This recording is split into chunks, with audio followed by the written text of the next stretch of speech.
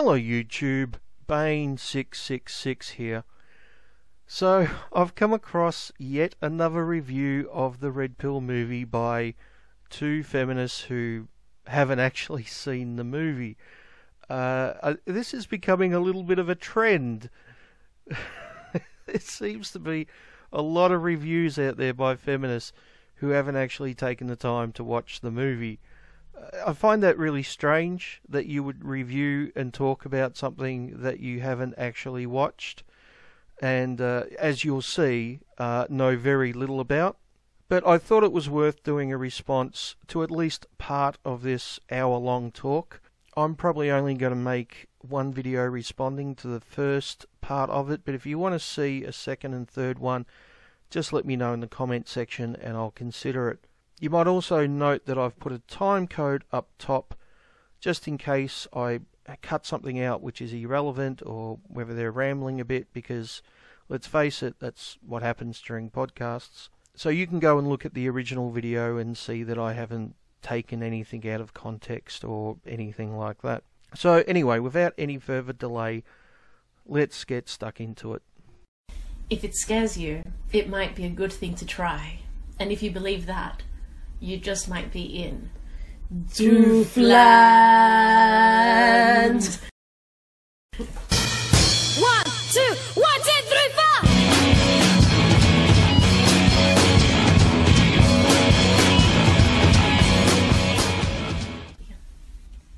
4. Welcome to the first episode of Doofland.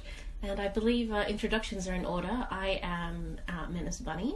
And I am Menace Cat. Mm-hmm. And we're here to talk to you about just certain things that come up in the media or in the news or in our daily lives, I suppose, that we consider to be quite silly and possibly just a little bit doofy, hence the title Doofland. So we intend to bring out these things into the light, unpack them, and hopefully do it in a funny way that doesn't put you to sleep faster than NyQuil. So our topic for today would be the red pill. Yes. So it's not out in Australia at the time of recording this podcast. Really? It's not out here yet. So I'm guessing this podcast must have been recorded last October 2016, right? Because that's when it first aired, well, was first shown in Australia, in Melbourne. It was shut down originally, but it found a different venue and still went ahead. And then it was shown at yet another venue in Melbourne, and then earlier this year in Queensland, and then just about a month ago also in Queensland at the Men's Rights Conference. And although it was shut down a couple of times in Sydney, it was also shown at a Sydney university. And it's also been available online since, I think, early March from memory. I know I ordered my copy, and while I was waiting for my copy to arrive, I purchased a copy online for, I think, $3 or $4 and watched it. So I'm assuming this podcast must have been recorded before October last year. That would have to make sense, right? If they've done their research and they know what they're talking about.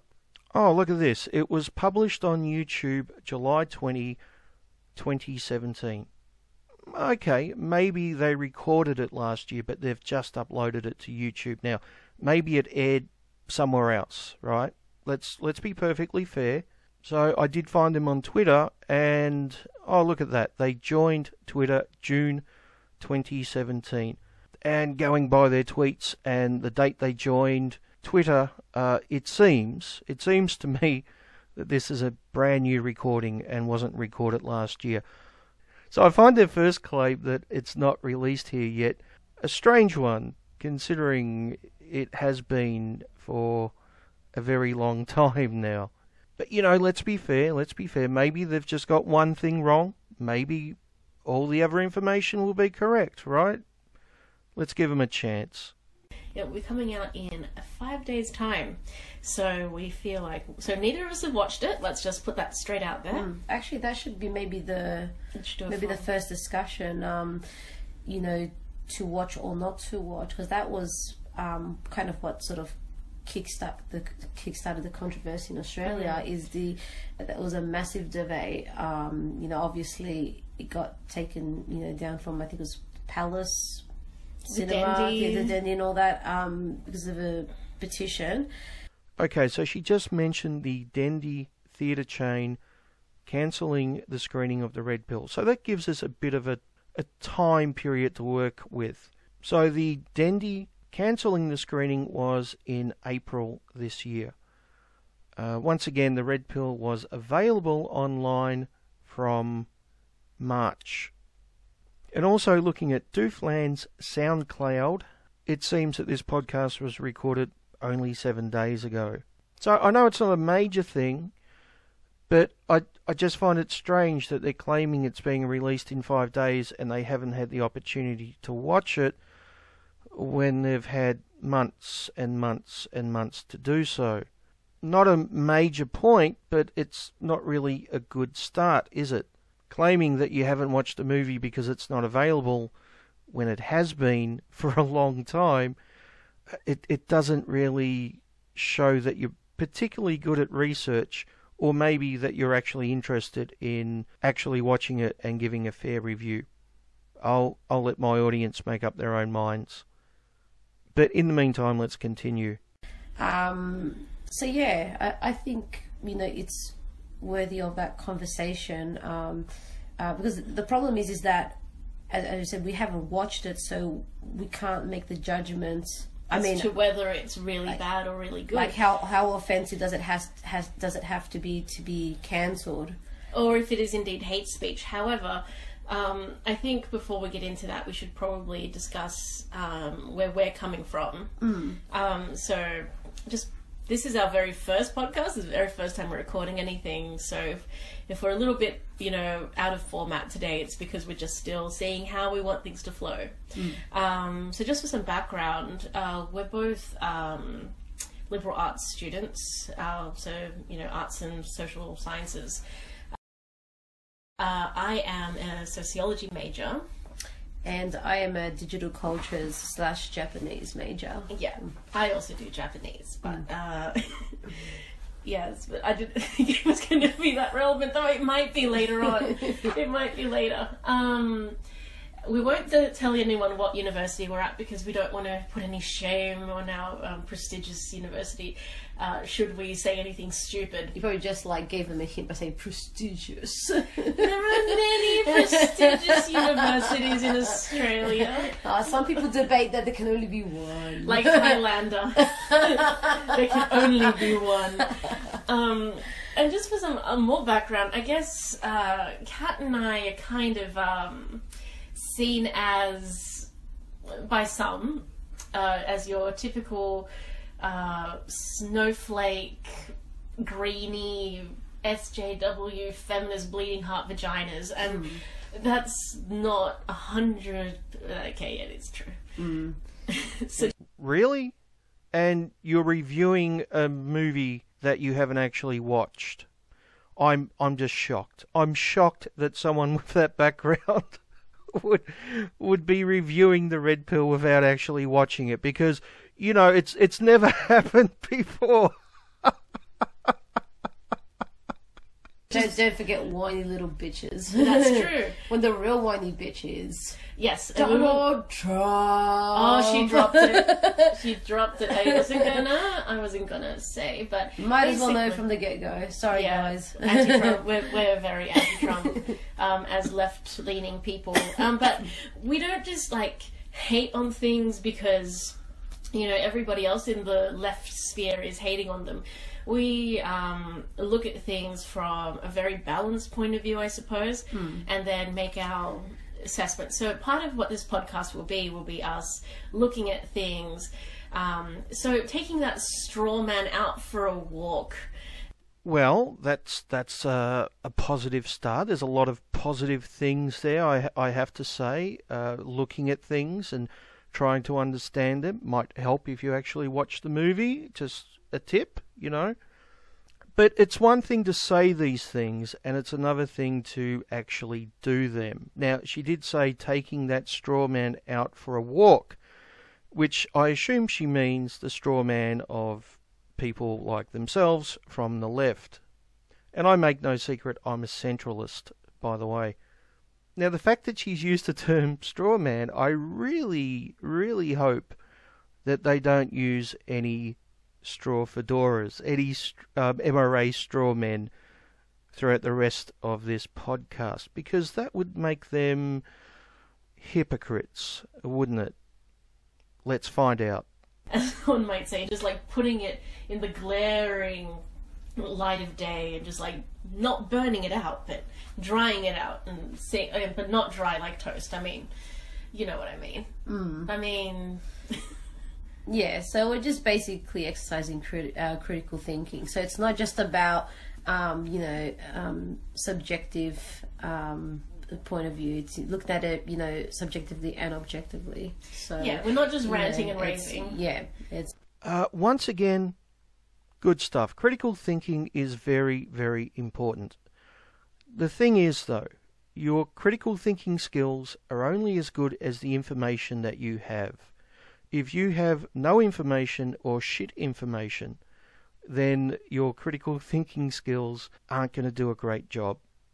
Once again, might have helped if you actually watched the movie. Right? Just a thought. If you're going to claim to be critical thinkers and to give it a fair go, you could have watched it first. And the really sad thing is, you're not the only people who have done this. I'm really sick and tired of the number of people who have judged this movie without seeing it based on assumptions and bullshit. We have like a basis to what we're saying. That's right. Go deconstruction. That's right. That's yes. right. And if you're kind of like us, then you're probably the kind of person who will enjoy this podcast. If you're the kind of person who shits on people like us, then maybe find something better to do in your time, man. Because I don't know, what are you even doing? What are you doing? And part of that is probably why we've got our screen name, so you can't really find us. What's my screen? I'm not ashamed of... Yeah, but whatever. Anyway, so... as Kat previously mentioned, today's topic is the red pill. So... I guess we should just get into it now. Yes. Now, Kat, you've done quite a bit of research as to what I couldn't even get through the trailer because Yes. So not only has she not watched the movie that she's reviewing, but she couldn't even make it through the trailer, yet is claiming to give a fair review using critical thinking. Has the term critical thinking been redefined in the dictionary or something? Am I missing something here? Seriously, serious question. Is critical thinking now defined as starting with the conclusion and just making shit up to fit that conclusion? I fucking hope it's not. Let's continue. So basically, the red film is directed by or is conceived by Cassie J. So again, I haven't watched this, but this is the main plot: is that she starts out as a skeptical feminist, and she decides to delve into the world of MRAs, and she interviews a couple of people. A key feature that we're also going to discuss is that she does interview Michael Kimmel, who is a prominent sociologist, yeah, and he's just absolutely amazing academic. Yeah, if you actually watch the movie, you'll see that Michael Kimmel embarrasses himself and comes across as a narrow-minded bigot. It's not a trick of editing either. It's his own words. But, you know, you'd actually have to watch the movie to understand that, I guess. I know, crazy concept. I know it's a bizarre concept, actually, watching something before you review it. And by the way, Michael Kimmel isn't the only feminist in the movie. I've heard a lot of people claim that the movie is unfair and one-sided, which is fucking laughable if you actually watch it and see the amount of time that feminists get to put forward their own arguments in their own words. But, you know, I've seen the movie, so I know that. He's a phenomenal writer about, you know, men in general and masculinity. So, you know, he's a very credible person to even cite. Absolutely. They're really angry, and they're angry at women, they're angry at feminist women, but yes, men have gotten a crappy deal. But it's not the fault of women or gay people.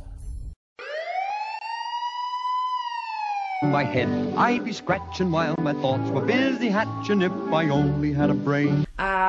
So I suppose what we want to get out of this is that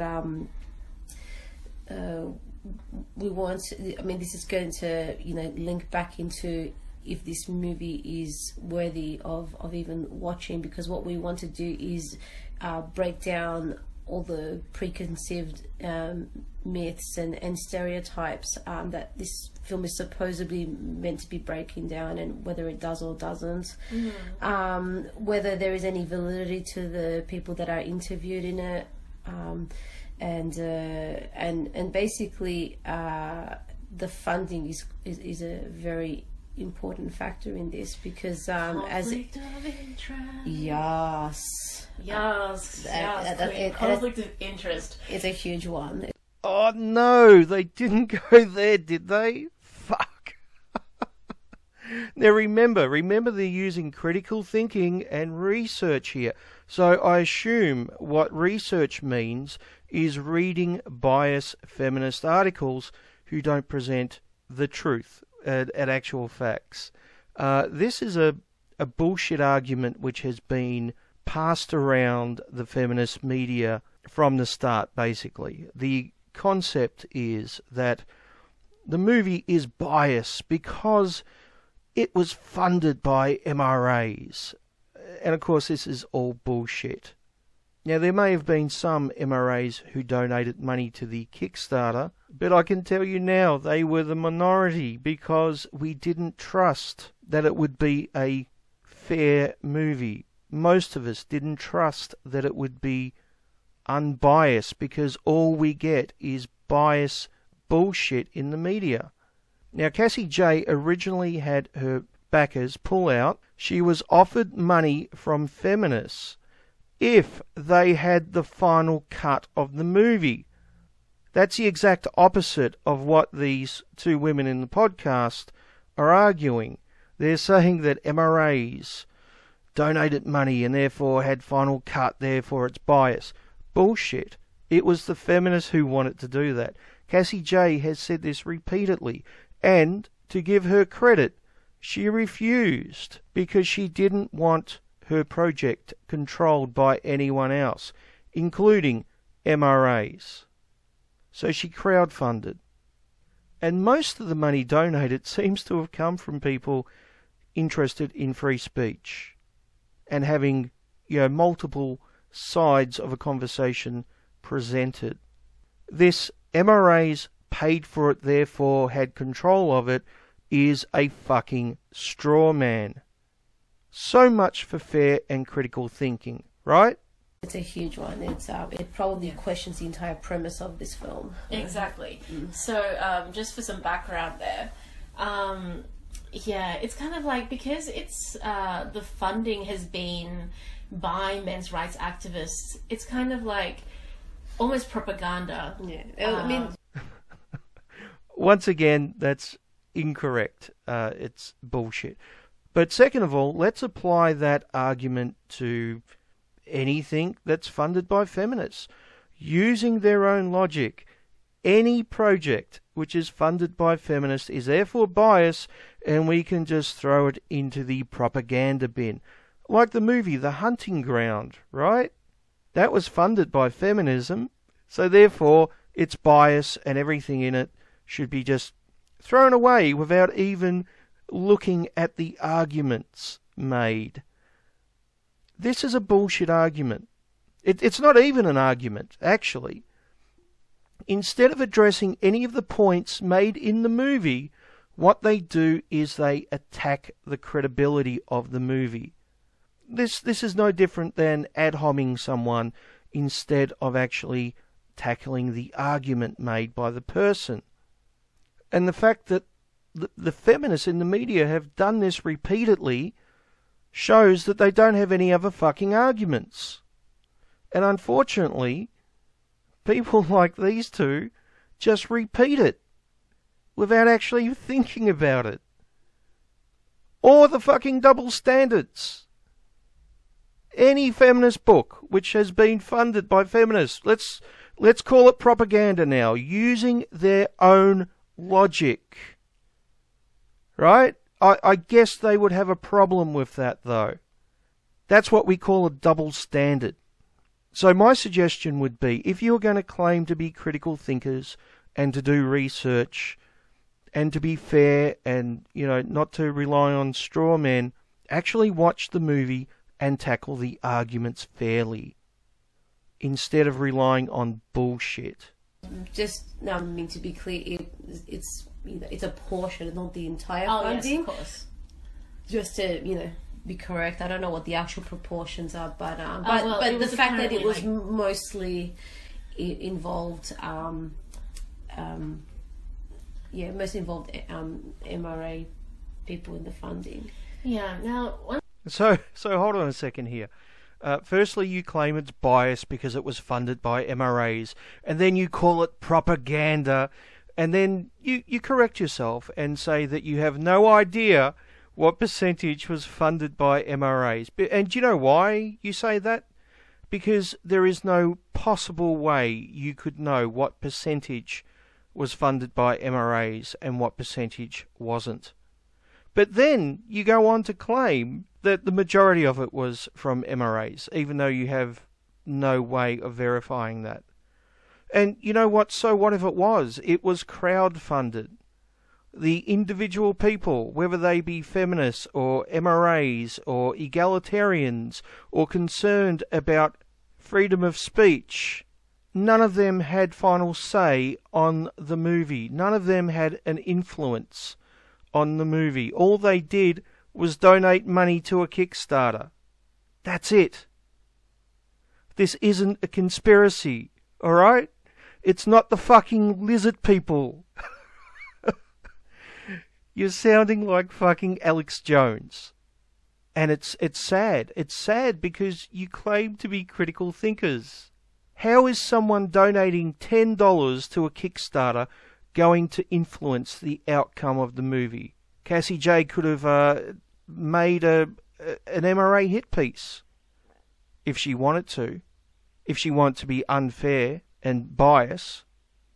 And the people who donated the money would have had zero influence. It's not like they could take their money back if they were unhappy with the end result. So once again, this is a non-argument. All this is a distraction to try to discredit the movie from people who haven't even seen it, because it's easier to do that than to try to actually tackle legitimate arguments made in the movie. This is just sad, girls. It really is. one thing I would just like to talk about MRAs in general, and I've met quite a few. Really? You've actually met quite a few MRAs. This will be interesting. Usually when feminists call someone an MRA, their definition of a men's rights activist is someone who disagrees with my opinion on feminism, which is not actually the definition of a men's rights activist. So I'll be listening very carefully here to see if you're representing us in a proper light. or whether you're just responding to a stereotype. This should be interesting. Now, here's the thing that I find most interesting is that for a lot of the MRAs now, I'm going to do the not all men because, you know, whatevs. But, so when I do talk to MRAs, basically one thing that they all say to me is like, why do you feminists hate us so much? Why do you hate us? I was like, I don't hate you, buddy. Like, you know, it's like, oh, well, you know, you're sending off, you know, men to war while you, like, just stay around and, like, do nothing. And, you know, you take our kids away from us and blah, blah, blah. It's like, buddy, it's not us, though. It's not us. It's the system. Yeah, that's funny, because MRAs also say it's the system. We don't blame it on women. We don't even blame it on feminism. We blame it on society and society's attitude towards men and men's issues. Now, we do focus a lot on feminism because feminism controls the gender debate. And every time we try to put forward a different argument, we tend to be shut down. A perfect example is the Red Pill movie being shut down numerous times in Australia. And, of course, movie reviews of it from people who haven't even seen it. Do you not see an issue here? And we're not claiming that women or feminists are sending men to war. Obviously, that's not the case. But it is an expectation on men, a societal expectation, which gives women an obvious advantage. Being forced not to go to war and have your legs blown off or killed is clearly an advantage, right? But we're told by feminists that women can't have advantages in society, that they're the oppressed class and men are the oppressors. But we'll get into the oppressor-oppressed bit a little bit later on, I'm sure. It's literally, you know, system, oh, you won't date us. Yeah, okay, but that's like no one's fault though, because like just going to back to the war thing, I'm sure a lot of women just love sending their sons off to die and be dismembered and that's you know, right. Yes. I would love to send my dad and my cousins and my brothers and all the men in my life that I absolutely adore off to like die somewhere. Yeah, that's a great, you know, pat on the back for my survival. That's right. How about fucking no? Yeah. Okay, this isn't women sending men off to war. What it is male disposability. It's, you know, it's the same thing as women and children first on a sinking ship, right? The priority tends to be the children first, then the women, and then last of all the men. And in some cases, it's actually the women first, and then the children, and then the men. Now, there are numerous reasons for this. From a reproduction point of view, in a 9-month period, a woman can have one pregnancy, whereas a man can impregnate numerous women. Therefore, eggs are more valuable than sperm. So if you have a tribe and the majority of the men are killed off, you can still reproduce and produce the next generation. However, if the majority of the women are killed off, then the next generation will be much smaller. This simple principle has influenced the entirety of society. It's why we protect women more than men. It's why we talk about women's issues more than men's issues. It's why there is a draft for men and not for women. Now, obviously, it's a lot more complex than this. I could do an entire video talking about it. In fact, I have in the past. But it's a lot more complex than women forcing men off to war, as is presented in this straw man by these two women who obviously don't understand what our arguments are. Not surprising, considering they haven't actually watched The Red Pill. Now, if you were to ask most families, that's both mothers and fathers, whether they would prefer their sons to go to war or their daughters, what do you think the vast majority of them would say? There might be a small percentage which would say the female, the daughters. I think they would be in the minority. And look, there's also other factors like males typically being stronger, so more suited to go to war. Like I said, it's a complex issue. But the point is, this is a male disadvantage. It is an expectation put on men by society, which is not put on women. Now, that's not to say that men are oppressed by women or any of that other bullshit, which we're about to hear in a couple of minutes, I guarantee it.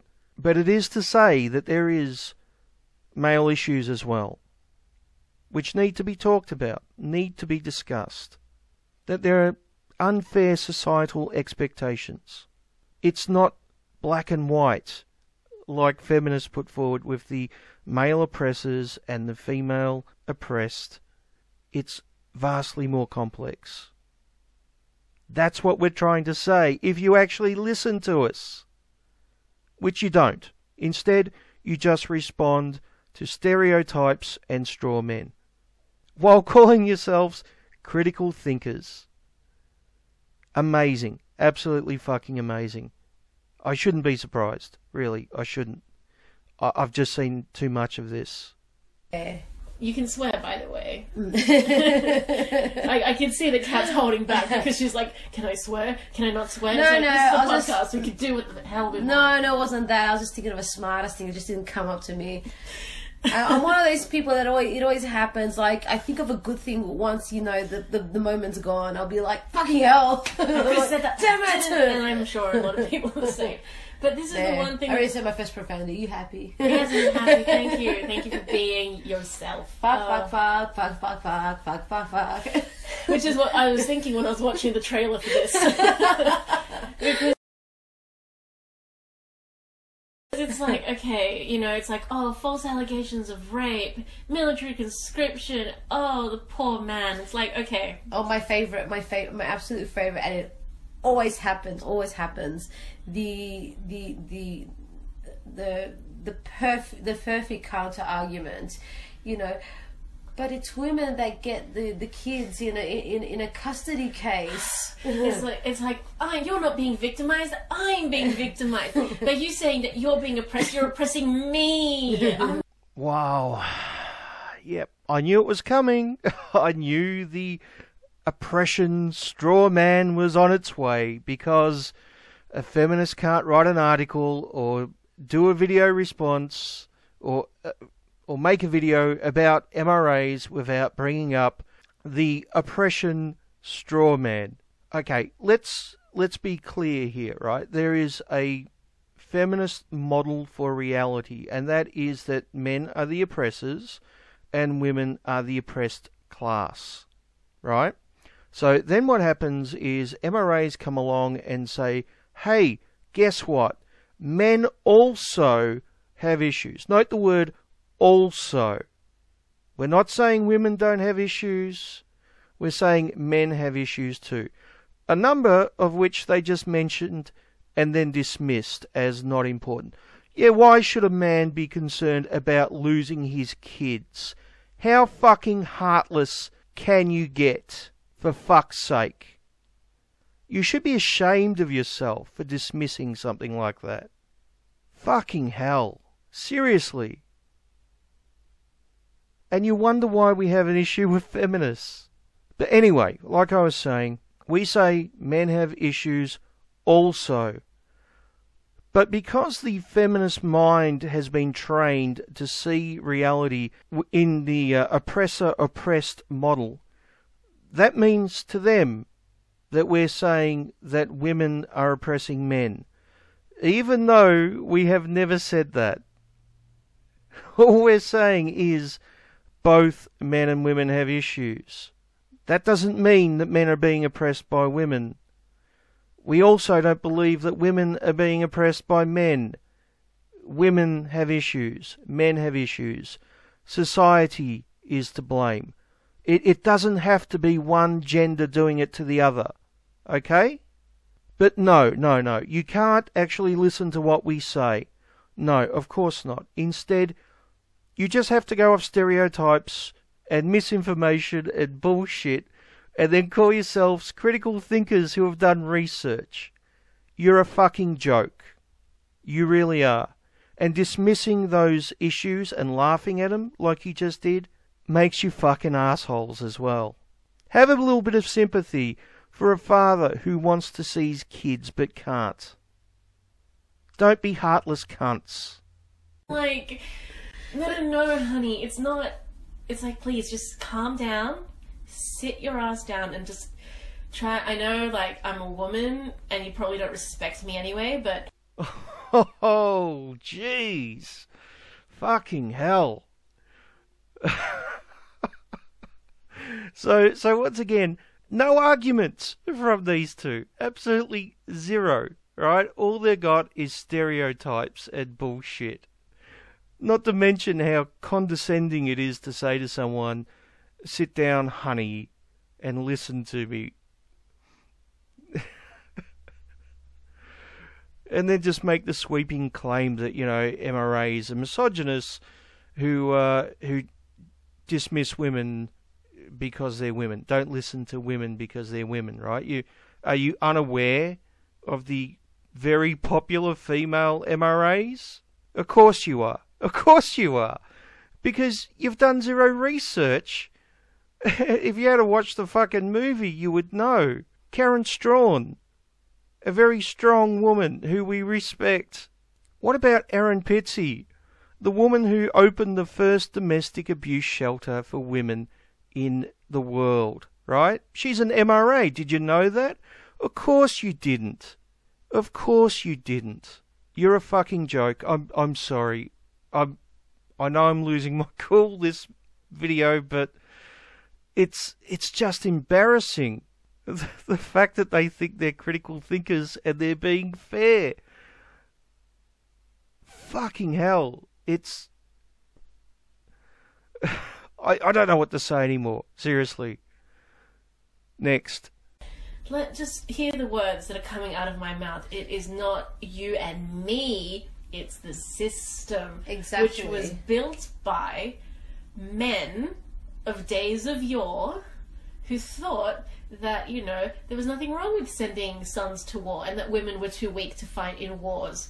And then it's and it's a mother and it's a woman's place in the house to look after the kids. I mean, for those of you that might think that history doesn't matter in what happened today, it certainly does. It explains a lot of our social norms, and why our system is failing, because we're just holding on to these archaic ideas that they just don't have a place in the world anymore. You mean like men being disposable? Is that the type of thing you mean? Which MRAs talk about all the time. Once again, you'd know this if you watched the fucking movie, right? Fucking hell. Hey, and what about child custody? I know you like that topic because you've mentioned it numerous times. Are you aware that the largest feminist organisation in the world has actively been fighting against shared custody for 20 years? Of course you're not. Of course you don't know this. Because you've done zero research and you don't know what the fuck you're talking about. Right? All you've got is slogans and stereotypes. Pathetic. Really fucking pathetic. Next. They really don't. Like, the whole idea that, like, a man can't be, a nurturer is not something that comes out of the mouths of women.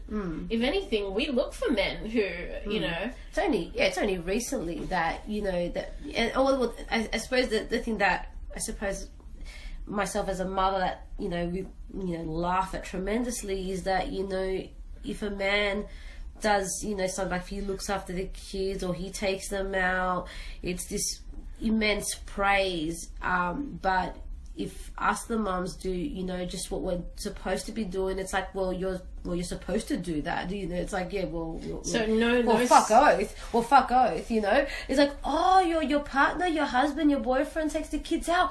What a lovely person. Oh, what a good father. But you do it. It's like, that's your job. Yeah, exactly. and this is the thing. Like, these people that criticize that.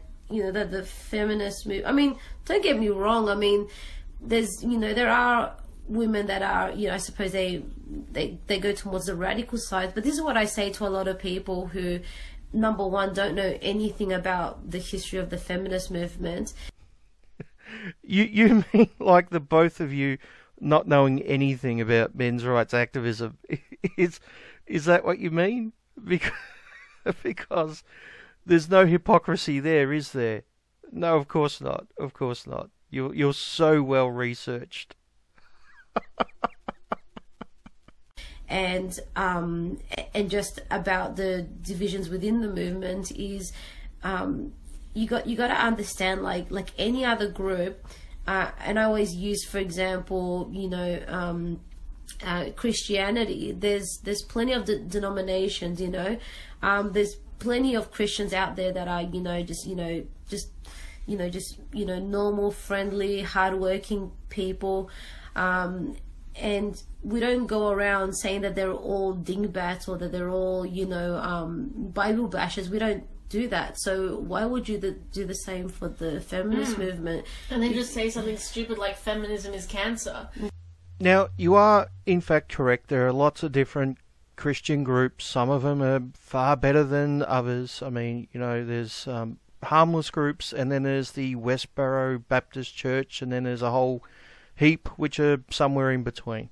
The thing is, they all have one thing in common, and that is they believe in the Bible, or at very least their version of the Bible. They believe in a God. They believe that God had a physical son who came to earth and then died for our sins and was resurrected. If you don't believe in that stuff, then you're not a Christian, right?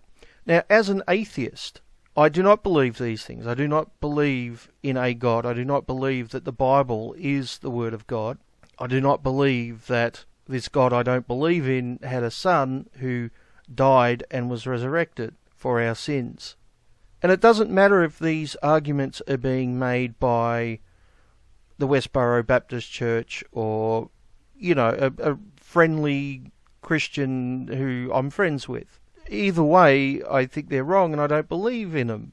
And it's no different with feminism. Feminism has a set of principles. Now, if you ask a lot of people, they'll say it's equality for women. But that's not exactly true, because you can believe in equality for women without believing in feminist ideology.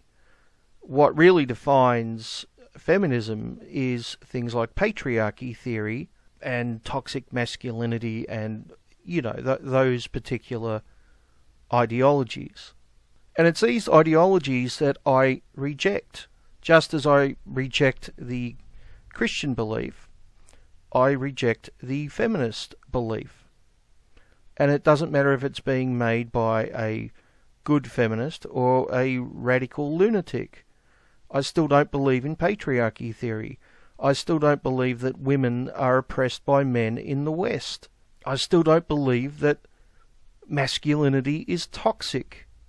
And I believe that these feminist ideologies are harmful, even when being made by good feminists. They still put all the blame on men and masculinity. They still take away female responsibility. And they create an unrealistic view of the world, where one group oppresses the other, as opposed to both groups being responsible and both groups having issues. Now, that's all I'm going to do for this episode. I did say at the start, if you want me to do another one, say so in the comment section. But having come this far, I think I might do at least one more. I'm just curious what they're going to say next. I kind of want to get into the parts where they talk about the people in the Red Pill movie. I haven't listened to those parts yet, so who knows? Maybe they'll be fair, and if they are, I'll give them credit. But based on the first 10-15 minutes, I suspect they're not going to be. But we'll wait and see. I'm happy to be proven wrong. So I'll probably do at least one more, maybe more, depending on how much I can take.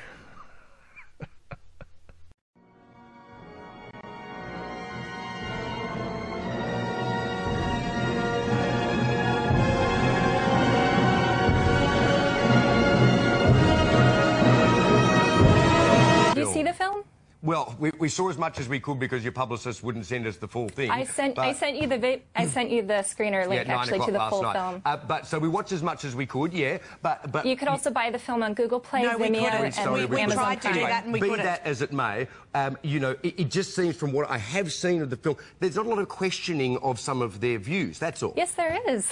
Absolutely. If you've seen the film, you would see the questions that I asked and their answers. And this film is not propaganda. I'm not promoting any kind of view that the viewer should take away. It's simply a journey looking at what men's rights activists have to say, what the feminist rebuttal is, and the audience is able to make up their own mind. Well, just on Paul Elan. Productive to the genders working together to solve everyone's problems. My film looks at what men's rights activists have to say, all the different voices and approaches to this conversation, and what feminists have to say, and it's just allowing the viewers to make up their own mind. I think we have to have this conversation about what is going on for men in family courts and male disposability and falling behind in education and paternity rights and all of these things. I totally agree that they are all conversations worth having. Why not have them with regular men, not guys who are with us? I would like to say I'm for gender equality. I'm for women's rights and men's rights now, and I'm not a men's rights activist, and the film was not funded by MRAs. That is a lie that's being perpetuated by Australian media. TheRedPillMovie.com. All right, terrific. Thank you. I mean, you know, well worth viewing.